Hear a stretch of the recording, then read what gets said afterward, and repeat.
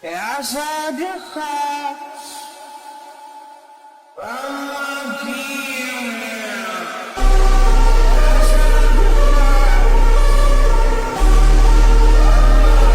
Водорастворимые витамины, их нужно принимать каждый день. Что это за витамины? Давайте поясним. Значит, это прежде всего витамины группы В, называем В1 – тиамин, В2 – рибофлавин, В3 – никотиновая кислота, но лучше никотинамид использовать. В5 – это пантотеновая кислота, В6 – перидоксин, В9 – фолиевая кислота, В10 – В11, В12 – метилкобаламин или цианкобаламин, В15 – пангамовая кислота, о которой медицина вообще ничего не говорит, и витамин В14, который называется пиролохинолинхинон, о котором официальная медицина тоже ничего не говорит.